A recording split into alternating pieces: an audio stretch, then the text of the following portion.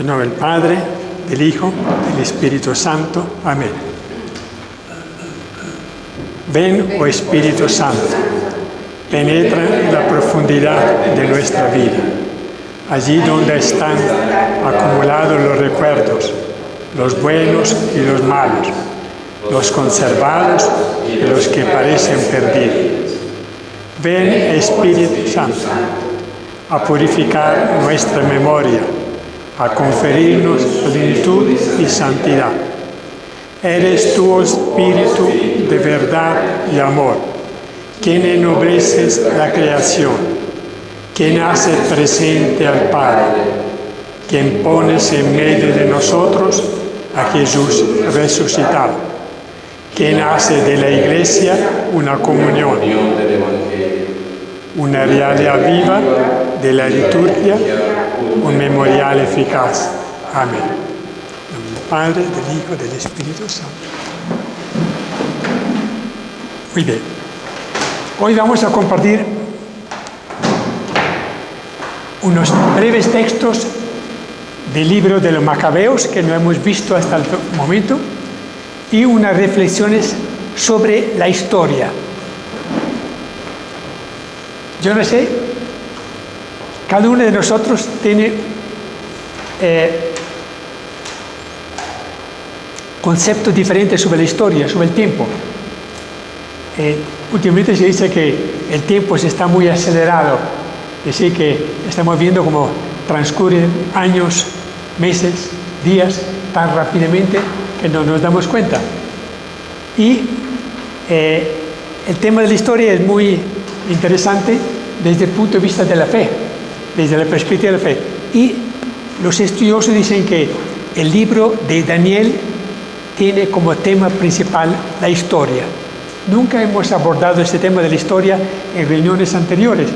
Esta vez lo vamos a hacer compartiendo una serie de reflexiones que yo tengo aquí, que saqué de diferentes fuentes, para que profundicemos un poco este tema que es bien útil. Porque la historia trae consigo muchas cosas. El poder del mal bajo forma de guerras, violencia, hambre, el poder de la muerte, miles y millones de personas que pierden la vida cada día, inocentes y culpables, y trae el tema de la lucha entre las fuerzas del bien y las fuerzas del mal, la fuerza del reino de Dios y la fuerza del mal. Lo vemos todos los días en Venezuela, en Colombia, en Corea, lo vemos permanentemente, es la historia. Nosotros, cuando nacimos, fuimos insertados en la historia de la humanidad, una historia que está marcada por el pecado de los orígenes y marcado por la gracia en virtud de la pasión y de la resurrección de Cristo. Vale la pena, la historia trae muchos enigmas, muchos misterios. Nosotros nos preguntamos, ¿por qué yo nací en esta época, en este siglo? ¿No? ¿Por qué? ¿Cuál es la misión y el rol que tengo que cumplir yo dentro de ese trecho de historia que me ha correspondido? Cada uno se plantea muchos interrogantes sobre la historia del mundo, la historia de la humanidad y su propia historia. Cada uno tiene una historia corta, larga, muy compleja o muy serena y tranquila. Muy bien. Daniel, en su libro, plantea, al hablar de los reinados de Nabucodonosor, de los persas, de los griegos y también de los romanos que ya estaban empezando, se plantea el tema de la historia. Muy bien. Voy a hacer un breve recuento antes de pasar a la lectura sobre los sueños. Porque en los sueños, es decir, trae tres episodios de Daniel, de este personaje que estaba en Babilonia y de sus compañeros. Nos acordamos y otros dos relatos de los sueños que interpreta el propio Daniel al rey Nabucodonosor. ¿Se acuerda? La estatua conformada por diferentes tipos de metales y habla que una piedra pequeña se desprende sin que nadie la haya lanzado y que va a golpear y derribar esta estatua. Primer sueño. Otro sueño donde aparece el rey, un sueño donde aparece el rey que sueña un árbol inmenso que se va destruyendo por obra de un guardián que desciende. Entonces, hay sueños interesantes que siempre tienen que ver. ¿Cuál es el mensaje? Que Dios no está ausente de la vida muy sufrida de su pueblo de Israel, y está pronto a intervenir para salvar a su elegido. Es decir, estas intervenciones providenciales milagrosas de la piedra y del ángel que aparece en medio del horno de fuego, salvando a los 3 jóvenes. Y luego otro ángel que salva a Daniel de la fosa de los leones, significan que Dios nunca abandona a sus elegidos y a su pueblo, que interviene siempre y derriba o destruye el poder del mal que está presente, ¿no? Este es un poco el mensaje que nos transmite el profeta en estos episodios. ¿Qué quería el profeta Daniel? Llamémoslo profeta, aunque de repente no es profeta. ¿Qué quería hacer? Consolar a su pueblo que estaba atravesando momentos muy crueles, muy difíciles, a causa de Antíoco IV, el emperador de Siria. Y vamos entonces a leer unos textos del libro de los Macabeos que nunca hemos tocado hasta ahora, empezando con el primer, lo tienen ahí abierto, libro de los Macabeos. Dice que empieza contando, habla de Alejandro Magno, empieza hablando de la historia de Alejandro Magno, que se apoderó de todo el imperio que era de los persas, empezando por Macedonia, era hijo de Filipo, rey de Macedonia, hasta Egipto. Se dice que Alejandro Magno, cuando bajó con su ejército hacia Egipto, entró a Jerusalén, conquistó por supuesto todo el reino de Judea, entró en el templo de Jerusalén, pero muy sobriamente, no hizo absolutamente nada que ofendiera los sentimientos religiosos del pueblo de Israel. Entró, visitó este templo magnífico, por supuesto, y salió y continuó con su itinerario. Pero, ¿qué le sucedió? Cuando murió, después de 12 años de imperio, Alejandro Magno murió muy joven y dejó, él no tenía hijos, dejó su imperio en poder de 4 generales, uno en Macedonia, otro en Babilonia, otro en Asiria y otro en Egipto. Dice, uno de ellos fue Antíoco IV Epífanes, que era el rey, el emperador de Asiria en los tiempos de Daniel. Era un rey muy cruel, muy arrogante. Había sido educado en Roma, como mejor dicho, había pasado un tiempo en Roma, el imperio de Roma ya estaba creciendo como el rey. Luego fue nombrado gobernador de Atenas, por lo tanto estaba muy impregnado de la cultura y de la religión de Atenas, religión griega, por lo tanto la religión que tenía a Zeus y Júpiter, ¿no? Cuando él bajó hacia Egipto para conquistar Egipto, porque no era todavía, estaba en poder de los Ptolomeos, dice el texto, primero libro de Macabeos, capítulo 1, versículo 30, versículo 20, dice, de camino, después de derrotar a Egipto, emprendió el camino de regreso el año 140, entonces estamos en el año 143 antes de Cristo. Imagínense, un siglo y medio antes de que llegara Jesús, subió contra Israel, llegando a Jerusalén con un poderoso ejército. Leamos ahora por partecita lo que sigue, versículo 21. ¿Qué hizo? Entró con insolencia en el santuario y se llevó el altar de oro, el candelabro de la luz con todos los accesorios, la mesa de los panes ofrecidos, los vasos, las copas, los incensarios de oro, la cortina y las coronas, y arrancó todo el decorado, las molduras de oro que cubrían la entrada del templo. Se adueñó también de la plata, oro, objetos de valor y de cuantos tesoros ocultos pudo encontrar. Tomándolo todo, partió para su patria, después de haber derramado mucha sangre y de hacer declaraciones insolentes. Hasta ahí. Entonces, ese hombre, teniendo que pagar tributos a Roma, porque Roma, cuando él invadió Egipto, le advirtió que hasta ahí podía entrar.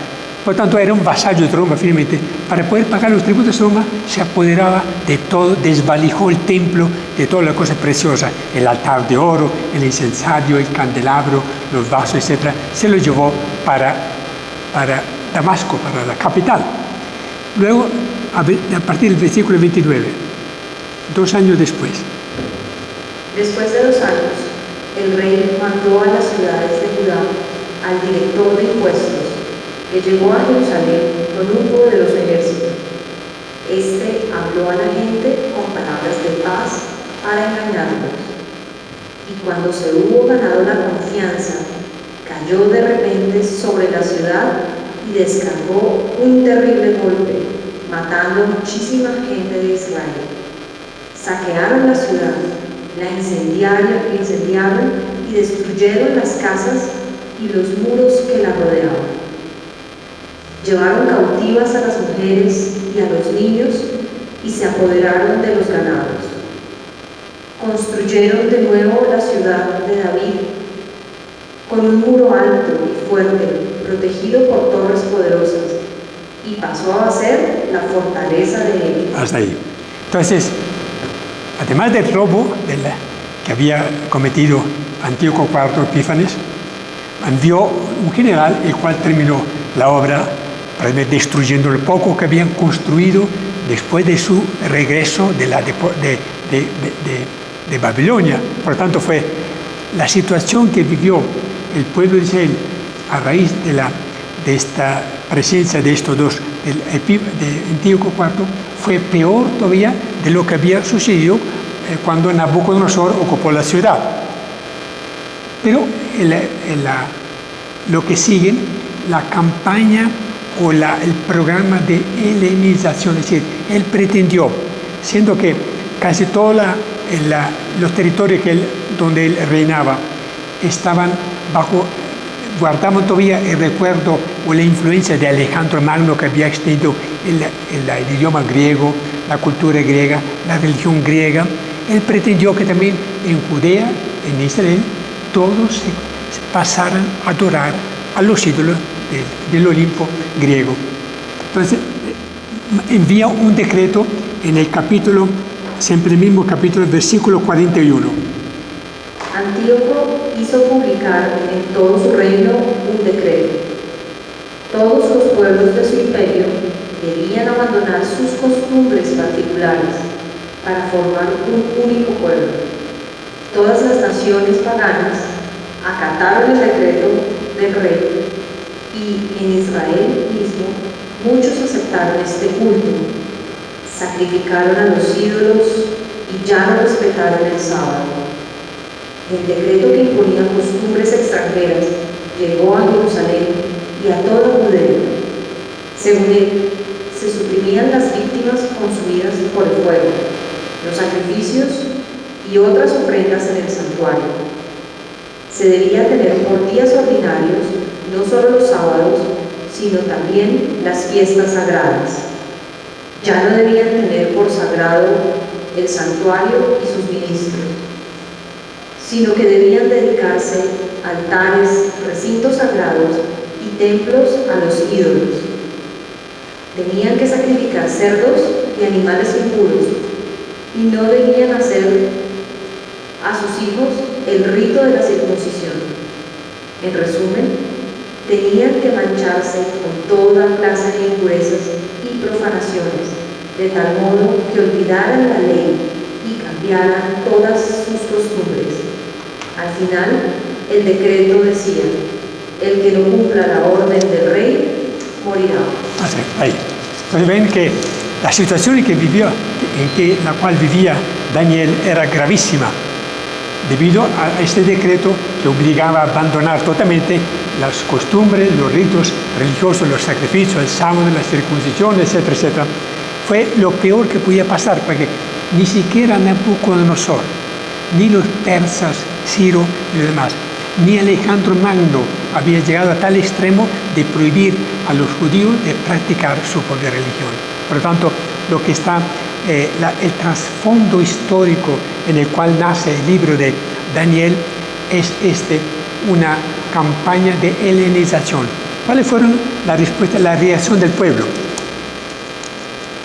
Dice acá, el día 15, pero llegó el extremo, el día 15 del mes de Kisleu, no sabemos cuál es, en el año 145, son fechas históricas, el rey hizo erigir sobre el altar de los holocaustos en el templo la abominación de la desolación, que era el Evangelio de Marcos habla de esa abominación de la desolación, que es instaló una estatua de Júpiter en el altar de los sacrificios del templo sagrado de Jerusalén.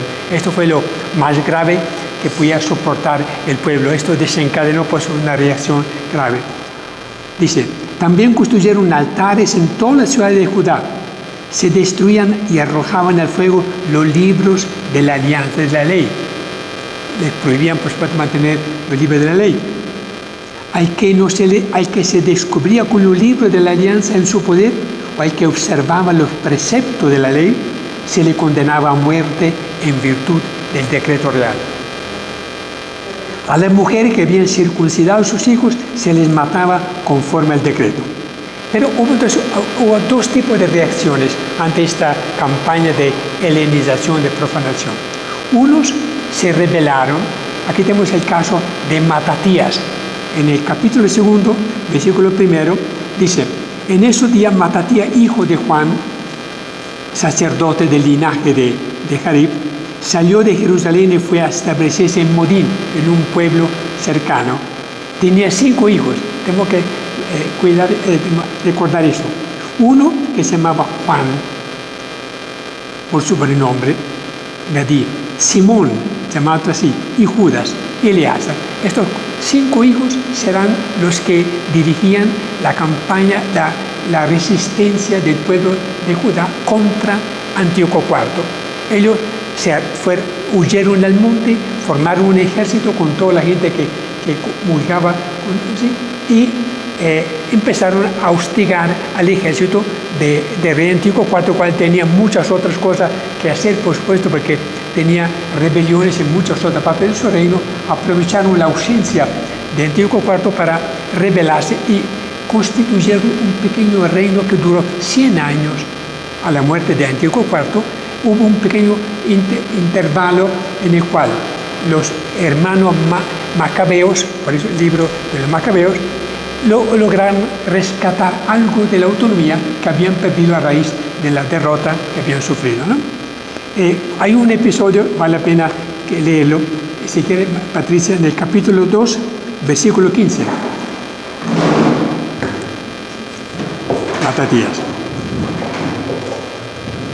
Matatías, hago una breve introducción. Matatías, viendo las impiedades que estaban cometiendo, se rebeló. Y cuando se presentó un delegado del Antíoco IV para reclamar que él mismo ofreciera sacrificios a los dioses paganos de Grecia, él se opuso y mató al judío que se había prestado y también al delegado. Leamos lo que pasó entonces. Los mensajeros del rey, encargados de promover la apostasía y organizar los sacrificios, llegaron a Modín. Muchos israelitas se unieron a ellos, pero Matatías y sus hijos se mantuvieron apartados. Versículo 19. Matatías les respondió enérgicamente: aunque todos los pueblos del reino obedezcan al rey, renuncien a la religión de sus antepasados y cumplan sus órdenes, yo, mis hijos y mis parientes seremos fieles a la alianza de nuestros antepasados. Dios nos libre de abandonar la ley y sus preceptos. No obedeceremos las órdenes del rey ni nos apartaremos lo más mínimo de nuestra religión. Cuando terminó de hablar, se acercó un judío al altar para ofrecer un sacrificio delante de todos, conforme al decreto real. Matatías, al verlo, se indignó, se estremeció y en un arrebato de santa ira se abalanzó sobre él y lo mató sobre el altar. Al mismo tiempo mató al mensajero del rey que obligaba a ofrecer sacrificios y después destruyó el altar. Versículo 27. Después Matatías hizo esta proclama en la ciudad: el que quiera defender la ley y ser fiel a la alianza, que me siga. Él y sus hijos huyeron a las montañas, abandonando todo lo que tenían en la ciudad. Hasta ahí. Entonces, hay una primera reacción: algunos se rebelan, se resisten a la orden de Antíoco IV y se van al monte, la guerrilla, ¿no? Otros, en cambio, muchos judíos, amantes de la justicia y el derecho, se retiraron en cambio al desierto para establecerse allí. Pensaron que huyendo del desierto se salvarían, pero obviamente fueron atacados. Entonces, ¿qué decidieron? Muramos todos, manteniendo nuestra integridad. El cielo y la tierra son testigos de que ustedes nos hacen perecer injustamente. Así fueron atacados en pleno sábado y perecieron los hombres con sus mujeres y sus hijos y ganado. Eran en total 1000 personas. Entonces, otros, en cambio, aceptan pasivamente la persecución, diciendo: nosotros, sea como fuere, vamos a permanecer fieles a la ley, a las costumbres, y se retiran del desierto, pero son matados. Entonces, dice, al enterarse de esto, Matatías y sus amigos se lamentaron amargamente por las víctimas y dijeron: si todos nos comportamos como nuestros hermanos que murieron en el desierto y no peleamos contra esta gente en defensa de nuestras vidas y de nuestra costumbre, muy pronto nos exterminarán todos, obviamente. Entonces se les unió el grupo de los asideos. Serán los futuros fariseos que encontramos en la vida de Jesús. Este grupo de asideos era un hombre muy religioso, muy pasivos, que ponían toda su confianza en la ayuda del Señor. Hombres valientes en Israel, todos ellos sinceramente fieles a la ley. Bueno, con esto se describe un poco la situación en que se encontraba Daniel en el año 165 hasta el año 142. ¿Cuál es miremos un poco, echando un poco atrás, digamos, lo que hemos leído la última vez. Para entender un poco la interpretación de la historia, ya que es el tema principal de Daniel. En el capítulo 7 al 11, lo tenemos en el documento que ya les acabo de entregar. Visiones y sueños de Daniel. Daniel narra que en un sueño vio los 4 vientos del cielo que agitaban el gran mar. El mar es un poco la historia. Los vientos son los acontecimientos buenos y malos que agitan el mar de la historia. Y vio salir de las aguas 4 bestias enormes, ¿se acuerdan? Primero, un león con ala de águila, al que fueron arrancadas las alas y le fue dado un corazón de hombre. Era el imperio era Nabucodonosor, el león con ala de águila, le fue cortada. No sabemos qué entendía con ese arranque del ala, pero le fue dado un corazón de hombre, porque Daniel dice que finalmente Nabucodonosor se convirtió y reconoció al Dios del cielo, al Dios de los judíos. La segunda bestia feroz, un oso con 3 costillas en sus dientes, es el imperio de los persas. de los persas, de Ciro, de Darío, etc., que conquistó todo el Medio Oriente. La tercera bestia es un leopardo con 4 cabezas y luego el leopardo es Alejandro Magno, ¿no? Tercer reinado. Y un cuarto animal, perdón, el último es un animal terrible y espantoso, con dientes de hierro que trituraba todo y tenía 10 cuernos, y un cuerno pequeño, uno de los 10 cuernos pequeños representa Antíoco IV. Por lo tanto, el profeta, o Daniel, representa la sucesión de los imperios de los medos, los babilonios, los persas, los griegos, hasta Antíoco IV. Entonces, ve la historia del pasado y quiere interpretar todos estos reinos caerán, serán derribados por la fuerza. ¿Se acuerdan de esta pequeña piedra que se desprende, que golpea? Este ángel que aparece en el foso donde están los tres compañeros de Daniel. Sí, la providencia de Dios, el poder de Dios derriba a todos los imperios. Es el primer mensaje. En la historia, finalmente, a pesar de que aparentemente el triunfo o la fuerza lo ejercen estos grandes reyes poderosos de Oriente, pero finalmente es Dios quien maneja la historia. Y Dios no está ausente de la vida de su pueblo, sino que interviene puntualmente, providencialmente, poderosamente. Efectivamente, a continuación, Daniel ve en el cielo la figura de un anciano de años, que se trata de Dios, vestido de blanco. El color blanco es siempre símbolo de la santidad de Dios. Sentado en un trono rodeado de fuego. A sus pies centenares de miles de ángeles sirviéndole. Entonces, Daniel tiene una visión extraordinaria y ve a Dios sentado en un trono listo para juzgar a estos 4 reinos que se habían representado por las 4 bestias. El anciano, sentado en el trono, está listo para juzgar. El último cuerno pequeño, del cual habla Daniel, o sea, Antíoco IV, descendiente de Alejandro Magno, recibirá el castigo merecido. Es el primero a recibir el castigo de parte del anciano. Será destrozado, dice, y entregado al fuego, y también a los demás reyes le fue retirado el poder.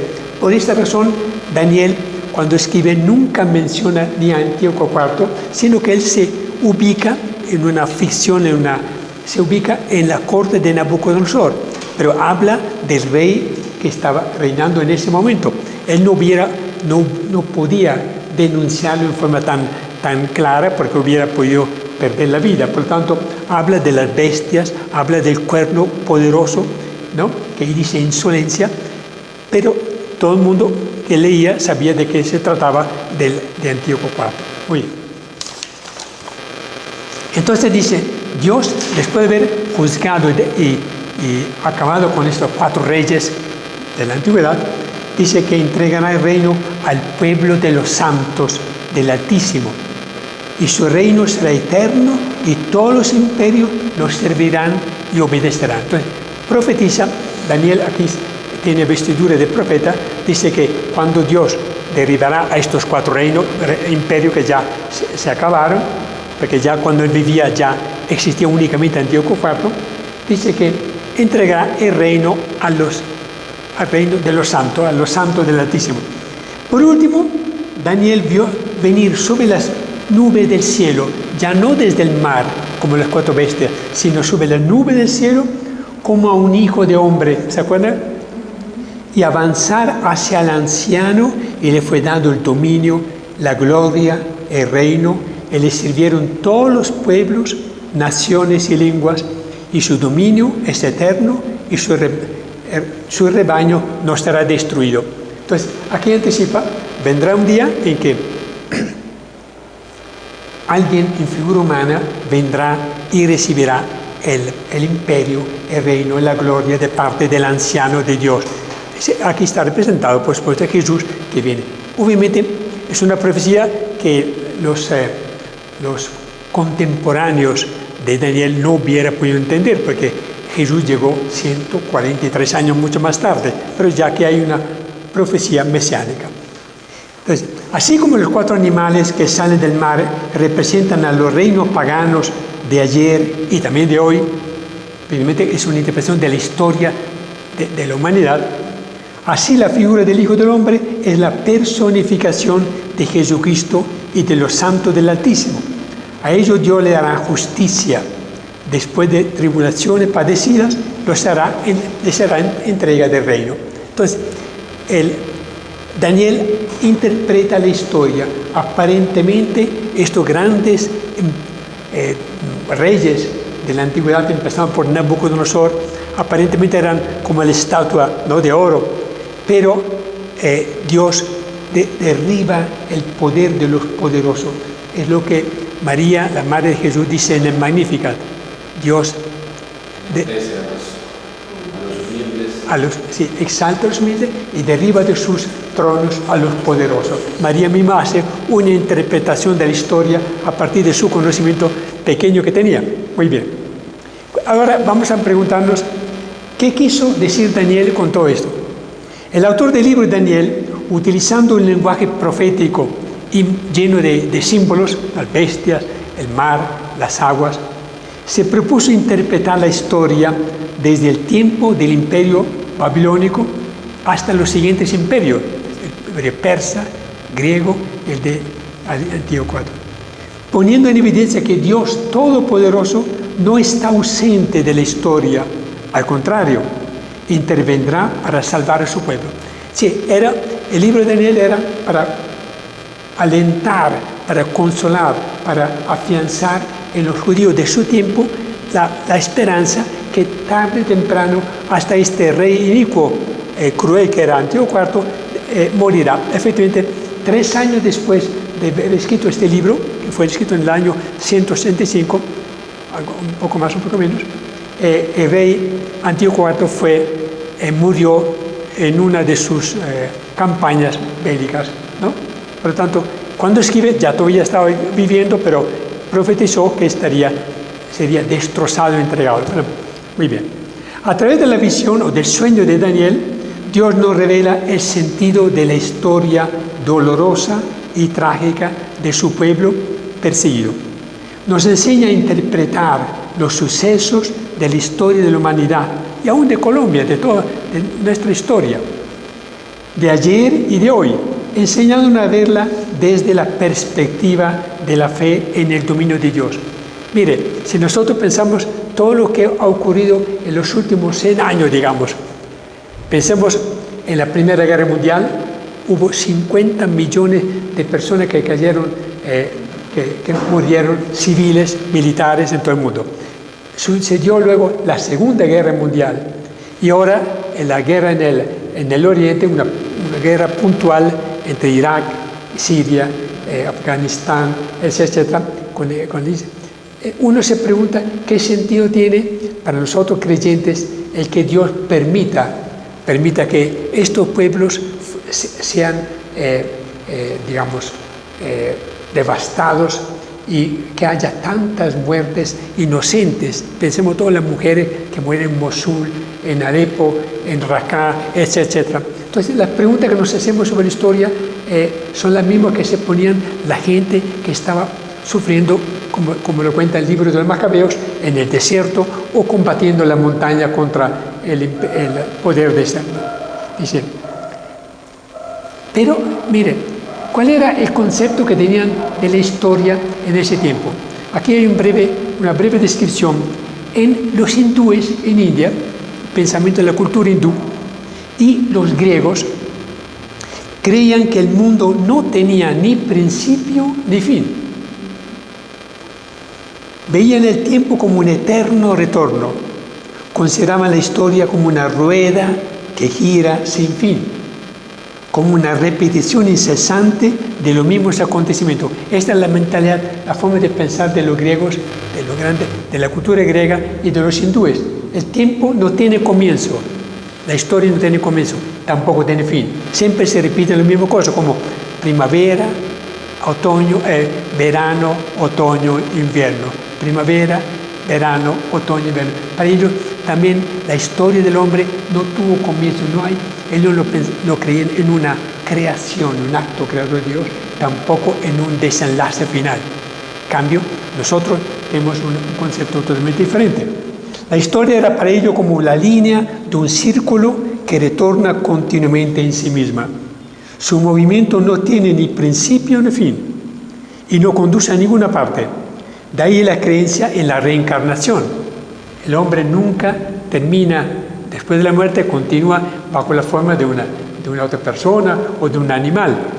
Está muy coherente con la mentalidad de su concepto de historia era tan pobre porque no creían que hubiese habido un comienzo, una creación y tampoco un final. ¿Qué dice la Sagrada Escritura para complementar? La revelación del Antiguo Testamento, concretamente a través de Daniel y del Nuevo Testamento, respecto a la historia es radicalmente opuesta a lo de los hindúes y de los griegos.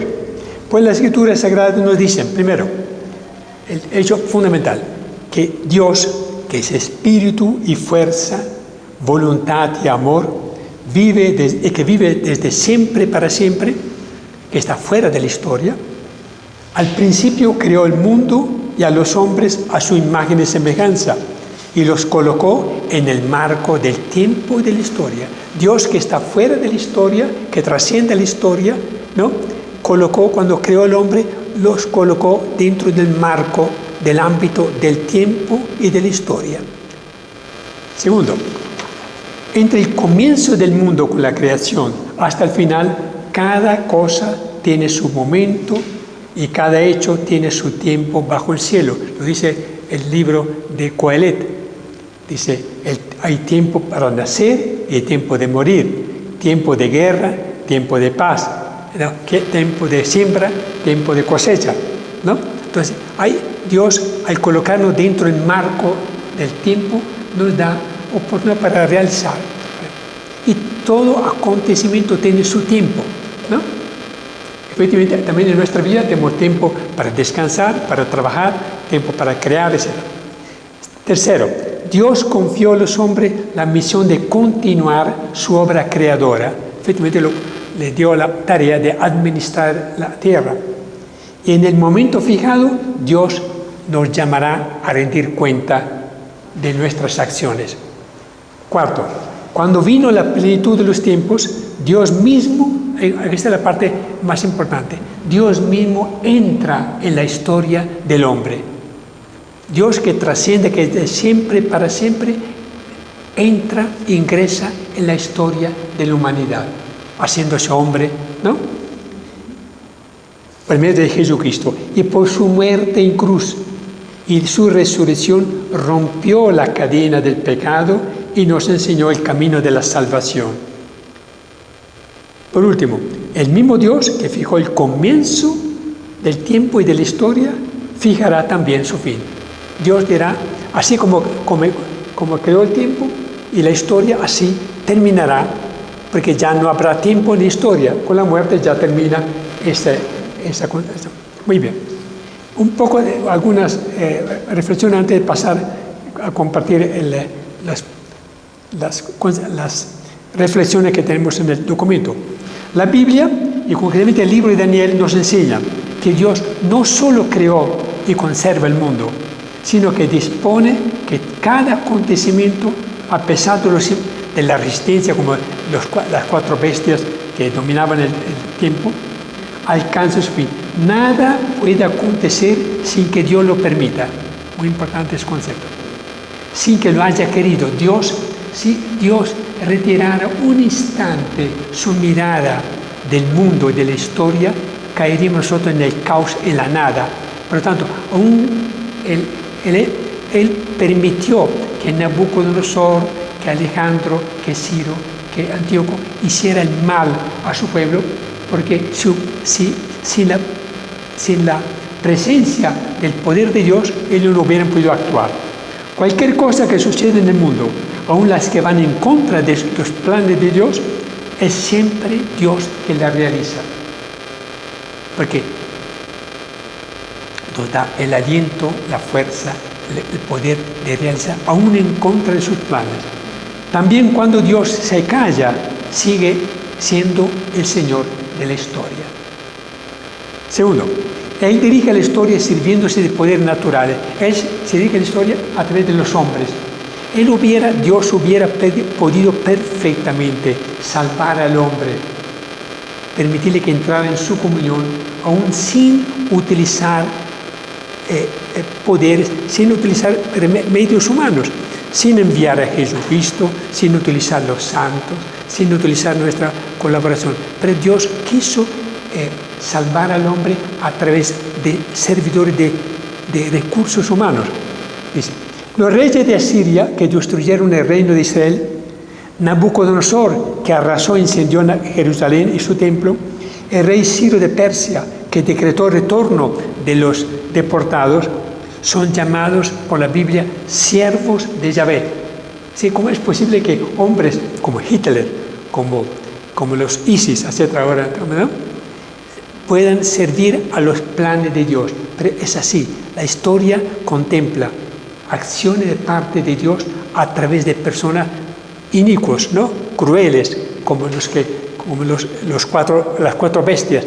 Dios se sirve de los hombres para llevar a cabo su plan. Entonces la gran pregunta, ¿qué pretende Dios tolerando guerras, hambre, peste, muerte, etcétera? Es que, así como lo hizo con Israel, quiere madurar, ¿sí?, hacer crecer a la humanidad para que la humanidad libremente escoja el camino de la verdad, el camino de Dios. Y lo hace permitiendo, por supuesto, pruebas muy dolorosas, guerras, muerte, hambre, peste, de todo, ¿no? Dice, Dios en la historia deja libertad a los hombres, pero en el fin de cuentas es Él que tiene las riendas en sus manos. La Biblia nos dice que en los comienzos de la historia, aunque las acciones de los hombres son obras de Dios, sin embargo, cada hombre es responsable de sus acciones. Aparentemente es el hombre que tiene el poder y la decisión, pero él es también a la vez responsable de sus propias acciones, aunque Dios sostiene todas las acciones del hombre. La Biblia nos dice que en los comienzos de la historia el hombre cometió un acto de soberbia y de rebeldía, Adán y Eva, que echó a toda la humanidad en una triple miseria, la del pecado, del sufrimiento y de la muerte. Dios permitió que el pecado se propagara y que toda la historia humana cayera bajo su peso. Definitivamente, a partir del pecado, del primer pecado, hubo una degradación progresiva de la humanidad, cada vez más abajo. Sin embargo, Dios no quiso que la desgracia del pecado y sus funestas consecuencias acabaran con la humanidad, e intervino continuamente, como hemos visto en la historia de la salvación, la llamada de Abraham, la llamada de Moisés, la alianza con el pueblo. Continuamente Dios interviene a pesar de que el pueblo se murmuraba, se rebelaba, se dedicaba a la idolatría. Dios interviene para permitir que la humanidad no cayera del todo. Toda la historia anterior a Cristo, la historia del pueblo de Israel, en los planes de Dios tenía como fin preparar la venida de Cristo y la salvación. Cuando vino a la plenitud de los tiempos, es el hecho radicalmente que cambió todo el curso de la historia. Cuando vino a la plenitud de los tiempos, Dios mismo, a través de la encarnación de su Hijo, entró personalmente en la historia humana y le dio un nuevo rumbo, un nuevo inicio. Todavía, a pesar de que fuimos salvados por la pasión y muerte de Jesús, todavía no ha llegado el tiempo de la salvación. Sí, nosotros estamos viviendo el tiempo que estamos viviendo en esta lucha permanente para que el bien tenga triunfo sobre el mal. Dice, Jesús inauguró los últimos tiempos. Estamos viviendo los últimos tiempos, lo dice permanentemente el Evangelio, y el tiempo de la Iglesia es el tiempo del Espíritu. Entonces nos preguntamos cuál es nuestro papel dentro de estos últimos tiempos que estamos viviendo, de este tiempo del Espíritu Santo, tiempo de espera del retorno de Cristo. Jesús no quiso revelarnos el final de la historia, cuándo será. Eso era un secreto del Padre. Muy bien. Tengo que una nota. El tiempo de la iglesia es un tiempo privilegiado el que estamos viviendo nosotros.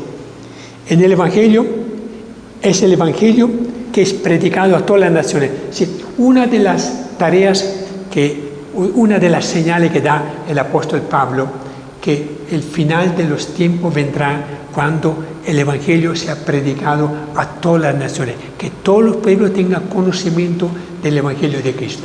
Segundo, la segunda señal, que Israel finalmente se convierta al Señor. Hasta ahora llevamos ya 2000 años, Israel está muy lejos todavía de reconocer a Cristo como el Mesías.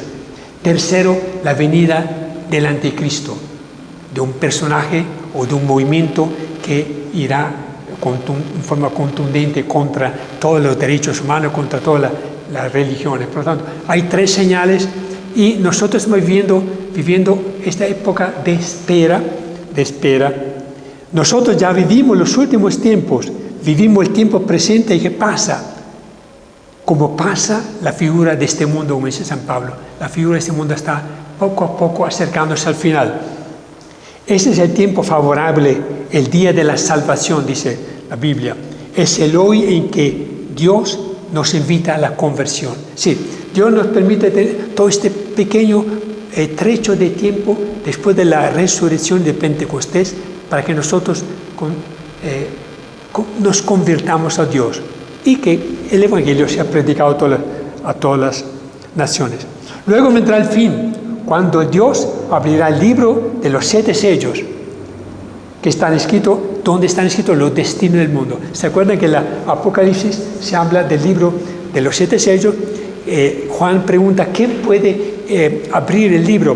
Entonces, solamente el Cordero de Dios abre el libro de los 7 sellos, donde aparecen las plagas, todos los castigos que sobrevienen sobre la humanidad. Muy bien. Es un poco una pequeña reflexión sobre la historia que vale la pena. Pero en el documento que tenemos, el documento principal, hay otras reflexiones que vale la pena que la compartamos sobre la historia. En la página 49. ¿Quieres leer tú, Gianni, la primera parte? Vamos a compartir la lectura porque son reflexiones muy interesantes que resumen un poco lo que le he dicho, página 49. ¿Conclusiones o la marca lectura? ¿Conclusiones? Sí. No. 40. Ya, leemos brevemente.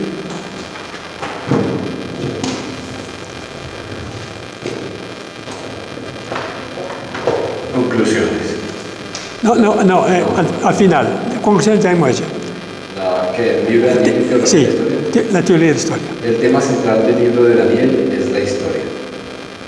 El autor, con la imagen de los 4 animales y de la estatua de los 4 grandes imperios de esta época, nos ofrece una interpretación inspirada de la historia universal y uno de los intentos más singulares de concebir a nivel espiritual y teológico el presente y el futuro de la humanidad. Por eso que el libro de Daniel ha causado siempre mucha curiosidad, porque uno se pregunta cuando habla de las 70 semanas que deben pasar para la llegada del fin del mundo.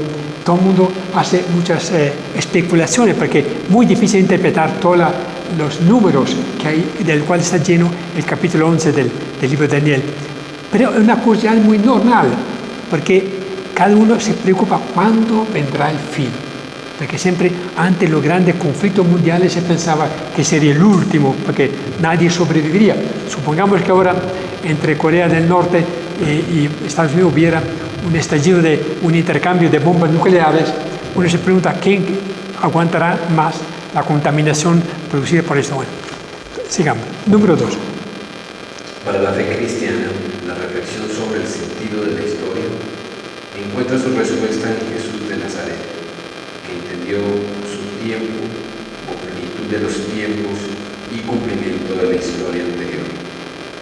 El evangelista Marcos refiere los primeros rasgos de la predicación de Jesús así: el tiempo se ha cumplido, el reino de Dios está cerca.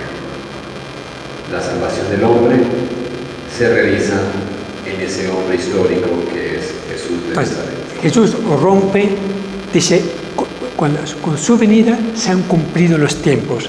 Entonces, lo que estamos viendo nosotros es un resto, un pequeño resto, pero ya llevamos 2000 años, 2000 años 17 de tiempo. Entonces nos preguntamos, ¿cuándo será que Dios?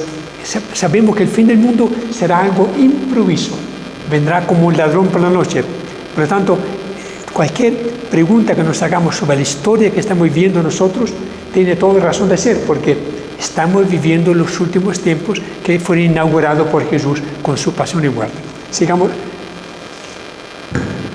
Desde la fe, la historia puede definirse como aquel espacio que comienza con la creación del mundo y con la revelación de Dios en la historia de Abraham y del pueblo de Israel.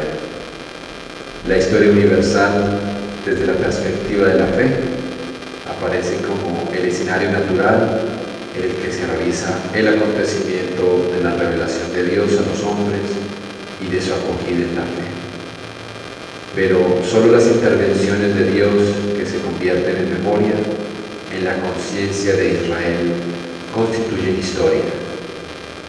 Y esta memoria se mantiene viva a través de la celebración en el culto y la oración. Muy bien, aquí tenemos solo las intervenciones de Dios en la historia de Israel son intervenciones de salvación.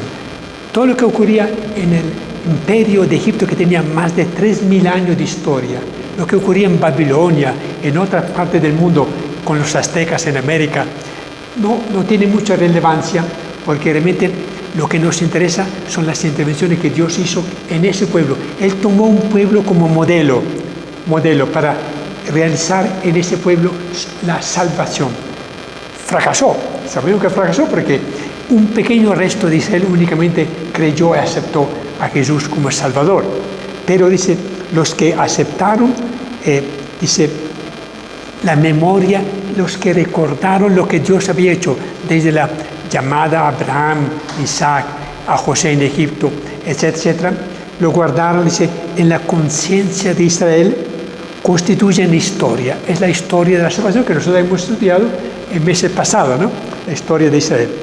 Y esta memoria se mantiene viva a través de la celebración del culto. ¿Qué hacemos nosotros cada vez que participamos en la Eucaristía o celebramos la Eucaristía? Nosotros celebramos la memoria de la pasión, muerte y resurrección de Cristo y esperamos su venida gloriosa. Entonces, la historia está condensada en esa memoria que guardamos, que en la historia de Israel, que se ha cumplido totalmente en Cristo, se ha cumplido los tiempos y que nosotros transformamos en una esperanza permanente. Muy bien, sigamos número 3. Decíamos antes que para la fe cristiana el centro de la historia es Jesús de Nazaret. Él mismo lo confirma en el camino a Maús cuando lo explica a los discípulos. Y empezando por Moisés, el Pentateuco, y por los profetas, incluyendo a Daniel, les explicó lo que se refería a él en toda la Escritura. Este texto nos ofrece un principio de interpretación de incalculable alcance. En efecto, la comunidad primitiva entendió que la comprensión de las Escrituras y por lo tanto de la historia de Israel solo es posible si se refiere al Maestro.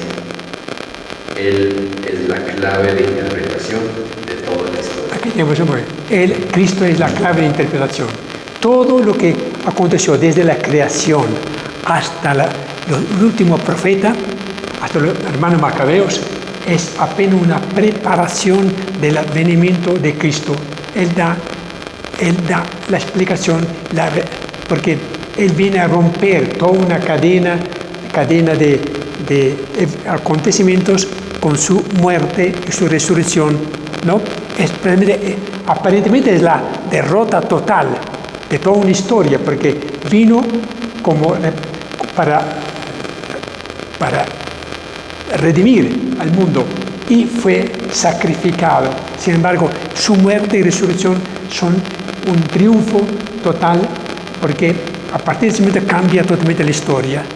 cambia la historia porque ya la iglesia a partir de Pentecostés se pone en camino y predicando y cambiando un poco el rumbo de la historia a través de la predicación, de los sacramentos, etc. Muy bien. De este principio se derivan unas conclusiones. ¿Quiere, Patricia?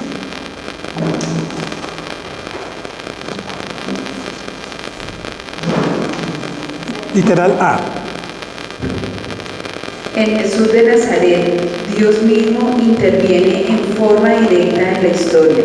Así como lo había hecho con el pueblo de Israel, Dios mismo interviene en la historia. El Dios eterno es Él, que está siempre presente en los acontecimientos de la historia de su pueblo, porque es Yahvé, el Señor del tiempo. Él manifiesta su libertad cuando, entrando en la historia del hombre, sigue siendo igualmente libre de poder para trascender la historia, ya que este es el misterio de su vida trinitaria. Por lo tanto, el hecho de que en Jesús de Nazaret Dios mismo intervenga en la historia no limita ni la historia humana ni limita a Dios, porque Él sigue siendo eterno y los hombres en la historia siguen siendo libres de su propia decisión ante Dios. Este es el gran misterio, ¿no? Que aparentemente los hombres somos los que decidimos el curso de la historia, que decimos la guerra, la paz, el hambre y el progreso, pero en el fondo es Dios que a través de nuestras acciones positivas y negativas administra y dirige la historia. Finalmente, siempre tenemos que tener en cuenta, es Él que actúa. Sin Él nosotros no podemos hacer absolutamente nada. Con mayor razón ahora, porque Él ha derramado su espíritu y los hombres, guiados por la fuerza, por la luz del Espíritu Santo, actúan conforme a este plan inicial que tuvo Dios. Literal B. La salvación del hombre se realiza en el ámbito de la historia. Con la venida de Cristo, el juicio divino sobre la humanidad pecadora ya está actuando en el mundo. Por lo tanto, cada uno tiene que ponerse ante Él con su capacidad personal de opción. Jesús dijo: quien no está conmigo, está contra mí. La salvación que se realiza en el acontecimiento pascual requiere que cada uno la reconozca y la acoja y oriente su vida hacia Cristo, aceptando su invitación a ser su discípulo. Entonces, es un tiempo en que uno tiene que optar por Cristo o contra. Dice, quien no está conmigo, está contra mí. La historia nos da esta oportunidad ahora adicional de escoger. Literal C. Si el comienzo de la historia se debe a la intervención gratuita de Dios en ella, su fin último será la espera de que Dios sea todo en todos. Nosotros no conocemos ni podemos prever el futuro, ni cuando Dios pone fin a la historia. Pero con la muerte y resurrección de Jesucristo, se le da a la historia un direccionamiento hacia su cumplimiento. En la crucifixión del Hijo de Dios, la historia ve ya cumplida en ella misma una promesa de juicio sobre el mal y sobre la muerte, y de la resurrección y glorificación de la humanidad creyente. En Cristo ya se ha cumplido el plan de Dios y se está realizando en la fe de la Iglesia. Entonces tenemos un papel, una misión que realizar de estar realizando esta renovación. Muy bien. Luego dice, hay un texto, voy a leer yo. A cada hombre le corresponde vivir con libertad y responsabilidad su trecho de historia, periodo de historia que nos da Dios. Según San Agustín, para el hombre solo hay dos alternativas: sustraerse a Cristo y destruirse, o aceptar a Cristo y construirse. Una frase muy clara. Por naturaleza el tiempo es desgaste y decadencia, la vejez, etc. pero por gracia es tiempo, el tiempo es oportunidad de progreso y ascensión. Lo temporal pasa, envejece y muere, pero hay algo en la historia que no envejece y que siempre crece y avanza. Es el crecimiento en la plenitud de Cristo. Sí. Finalmente, si nosotros somos miembros del cuerpo de Cristo, Teilhard de Chardin, un gran teólogo jesuita hace unos 50 años, hablaba que la humanidad está está creciendo hasta llegar a la estatura de Cristo. Es decir, nosotros al final de la historia, cuando Dios lo determine, cumpliremos lo que es Cristo completo. El Cristo que nació y que vivió y murió por nosotros no está completo hasta que nosotros, todos los creyentes, los que confiamos en Él, conformamos con Él el Cristo total. El Cristo total. No sabemos cuándo, estamos todavía construyendo este Cristo total porque falta de repente el tiempo que Dios diga. Sigamos con el literal E. San Agustín rompió esta concepción de la historia como rueda de un destino fatal, haciendo referencia a un gran acontecimiento. Cristo murió una sola vez por nuestros pecados. Ahora ha resucitado de la muerte y ya no puede morir. La historia del cosmos y del hombre no se repite indefinidamente. Tuvo un comienzo, la creación, una culminación, Cristo, y un fin, el juicio final. Eso, la historia. Un comienzo, la creación, una culminación en Cristo y el final, que será el juicio final. Okay. El libro, dice, el libro de Daniel, el autor del libro, utilizando un lenguaje de profético y apocalíptico lleno de imágenes de las bestias y de los sueños, se propuso interpretar la historia desde el imperio babilónico y luego en las siguientes épocas hasta sus días. Luego profetizó el futuro reino de los santos. No sabemos qué se refería, muy probablemente a los judíos que se habían retirado del desierto y que habían jurado fidelidad a pesar de la persecución. Poniendo en evidencia la intervención de Dios en la historia, mostrando cómo Dios rige y gobierna la historia, derribando los reyes poderosos de su época. Dice, Cristo a través de su muerte y resurrección nos liberó del fatalismo del destino. Hay mucha gente que cree todavía en el fatalismo, piensan que todo ya está establecido desde antemano, que por tanto todo se está cumpliendo de acuerdo a una lógica que es fatal, de acuerdo a un azar, un destino. Hablan del destino, ¿no? Exacto, que no se puede cambiar. Que por lo tanto, lamentablemente, dicen, el destino ha querido que yo naciera en una familia, ante todo en los hindúes, que naciera en una casta de inferior calidad, ¿no? Y lo aceptan pasivamente, por lo tanto se prestan para todas las sinvergüencerías, ¿no? Dice,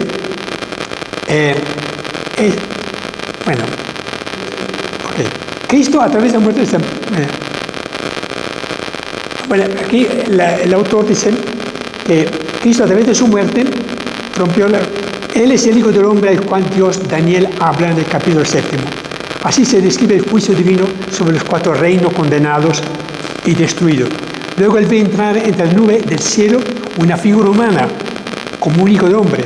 Es presentado que toma asiento junto al anciano. Todos los pueblos y naciones lo respetarán. Su dominio será eterno, no pasará. Su reino no tendrá fin. Entonces, un concepto totalmente ajeno a la época, ¿no? Finalmente, un profeta habla de que todo está, ese poderío brutal, ante todo del reino antiguo, el rey antiguo, dejará de existir a partir del triunfo de ese hijo de hombre. Se preguntan los estudiosos, lo que dijo Daniel no se cumplió. Efectivamente, los judíos sí superaron esta época difícil, pero pasaron muy pronto bajo el dominio de los romanos y le fue muy mal, porque En el año 70 Jerusalén fue destruida otra vez. En el año 135 se les prohibió totalmente a los judíos de pisar el suelo de Palestina y duró hasta 1948 cuando se formó el Estado de Israel. Durante el año 1942 hasta el año 45, 6 millones de judíos fueron quemados en horno. Por tanto, uno dice, Daniel era muy optimista o muy iluso pensando que la suerte de Israel cambiaría a raíz del triunfo del Hijo del Hombre. Obviamente hay que mirar la métrica, es decir, el método con que uno juzga la historia no es el mismo de Dios. Nosotros pensamos a corto plazo. Dios tiene una visión a largo plazo. Dios sí triunfará y está triunfando. A pesar de todo, hay momentos o hay épocas de la historia y hay territorios donde el reino de Dios está progresando. Tan así que cuando el catolicismo está creciendo muy sensiblemente, ¿no? Y también se multiplican las sectas cristianas en China, en muchísimas partes. Por lo tanto, se está acercando una época en que posiblemente va a haber un choque entre los poderes del mal, ¿no? Donde de repente está un islamismo extremista, etc., o el secularismo, ¿no? El laicismo, contra este otro reino de los santos que está progresando. Muy bien. Dice, leamos el versículo H, el desenlace de la historia. El desenlace de la historia lo describe así Daniel en Daniel 12, 1 al 3. Será un momento de angustia como no hubo otro desde que existen las naciones. Cuando llegue ese momento, todos los hijos de tu pueblo que estén inscritos en el libro se salvarán. Y muchos de los que duermen en el polvo de la tierra se despertarán, unos para la vida eterna y otros para el castigo eterno. Los sabios brillarán como el esplendor del firmamento, y los que guiaron a muchos por el buen camino resplandecerán como las estrellas por toda la eternidad. Es la primera vez en la Biblia, en el Antiguo Testamento, donde se habla claramente de la resurrección de los muertos. Luego lo encontraremos en el libro de los Macabeos, una breve mención, pero será Jesús, ante todo cuando resucita a Lázaro, cuando se proclama yo soy la resurrección de la vida, y se habla de la resurrección. Pero hay algo interesante, dice, entonces, que los que duermen en el polvo de la tierra se despertarán, unos para la vida eterna, otros para el castigo, muy claro. Pero dice, los sabios brillarán, no serán ni los sacerdotes ni los profetas, los sabios, los que supieron discernir los tiempos, los que supieron anticiparse. Los sabios brillarán como el esplendor del firmamento.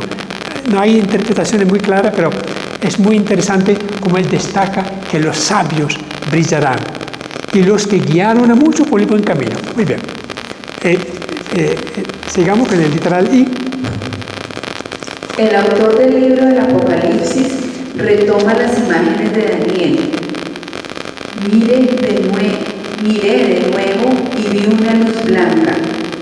Sentado sobre la nube estaba un ser de aspecto humano, con una corona de oro sobre la cabeza y una guadaña afilada en la mano. Salió del templo otro ángel y gritó con fuerte voz al que estaba sentado en la nube. Empuña la guadaña y comienza a segar. Es el tiempo de la cosecha, pues están ya maduros los trigales. El que estaba sentado sobre la nube acercó la guadaña a la tierra y la comenzó a cortar. Hay mucha similitud entre el Apocalipsis de Juan, con el libro de Daniel. Ambos hablan entonces del Hijo del Hombre, hablan del fin del mundo, hablan del castigo, del juicio contra las naciones, contra estos reinos que dominaron. Y finalmente, el último. Y en Apocalipsis 20:11. Vi luego un trono grande y resplandeciente. El mismo que tenemos en Daniel. Tierra y cielo se ocultaron ante la presencia del que estaba sentado en el trono y desaparecieron sin dejar rastro. Vi también a los muertos, tanto poderosos como humildes, que estaban de pie ante el trono. Fueron abiertos entonces los libros. Fue abierto otro libro, el libro de la vida, y los muertos fueron juzgados conforme a los que estaba escrito en los libros, y todos fueron juzgados según sus obras. Entonces, al fin del mundo habrá un juicio final donde estarán juzgados, se abrirán los libros de la vida, donde están los destinos de los hombres, y los muertos estarán juzgados. Por lo tanto, hay una total coincidencia entre la profecía del Apocalipsis con lo que anticipó el profeta Daniel. Yo quisiera terminar en la página 3, página 4, del documento inicial que les entregué, donde dice: en la historia de la humanidad está inserta también la historia de cada uno de nosotros. La historia de la humanidad empezó con la creación, terminará con el juicio final y la resurrección. Pero cuando nosotros nacimos, nos insertamos, fuimos colocados dentro de esta historia de parte de Dios. Uno se pregunta, ¿por qué a mí me tocó vivir en este siglo, en esta época, en Colombia, en Italia, O sea, ¿cuántas preguntas nos hacemos? ¿Por qué me correspondió vivir estas circunstancias, estos acontecimientos? No somos simplemente piezas de una gran máquina del cosmos, como dicen algunos. No somos una ola del mar que van y vienen, desaparecen, nadie se acuerda. Somos seres a quienes Dios dirige su mirada amorosa. Somos hijos de Dios. Cuando nacimos en el seno de una familia, de una nación, entramos en una historia de la humanidad marcada por el pecado. Cargamos con nosotros el pecado de los primeros hombres, pero también por la gracia de la salvación obrada por la muerte de cruz. Estamos marcados, tenemos la desgracia de vivir en una humanidad manchada por el pecado, y nosotros experimentamos en nuestra vida la fuerza del pecado, pero a la vez experimentamos, sin haberlo merecido, la fuerza de la gracia de Cristo que nos salvó, la presencia del Espíritu Santo, la presencia de Dios en nuestra alma. Somos seres irrepetibles, nadie es igual a otro.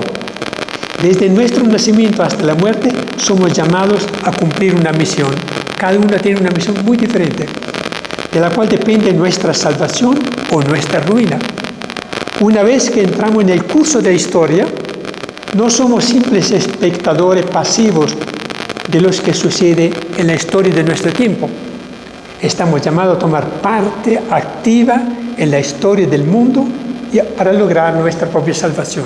Entonces, cada uno de nosotros tiene un papel, un rol que desempeñar.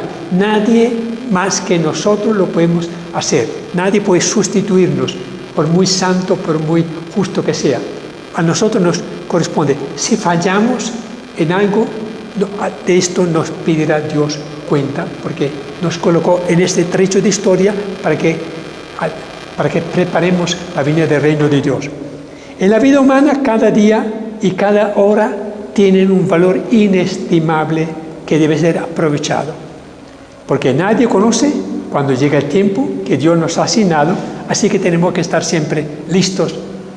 Y la última, breve que encontré, el tema de la historia es siempre Cristo, ayer, hoy y siempre, que se dice en la víspera de Pascua, cuando el sacerdote marca el cirio. Cristo, ayer, hoy y siempre. Es la clave para interpretar nuestra historia. Nuestro papel es siempre Cristo, que nos confió una misión y que nos da la gracia de poderla cumplir.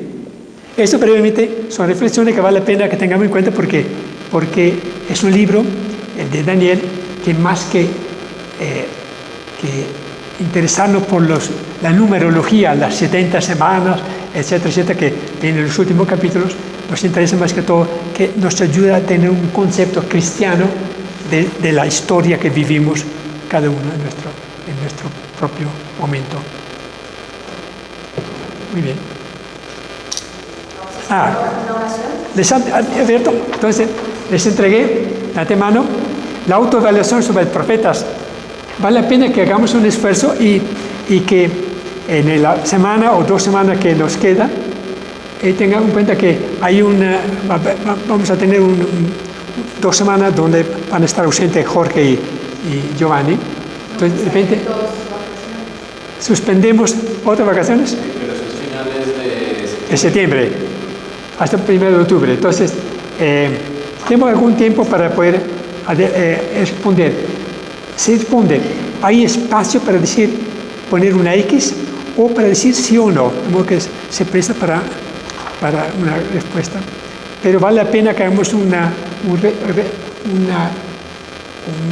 relectura de algunos textos o primero recordar algunos conocimientos que adquirimos a través del estudio del profeta.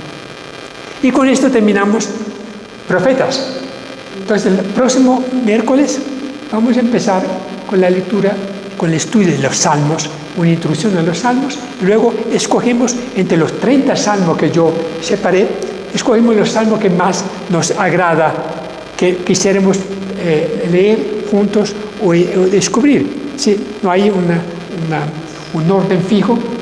Uno dirá, me gustaría escuchar o estudiar el Salmo número 8, el número 23 del Buen Pastor o otros, porque son riquísimos.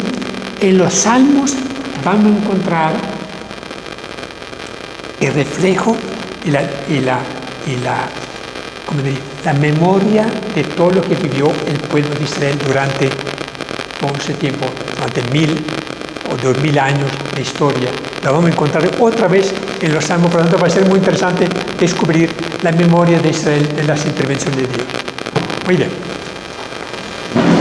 Terminamos.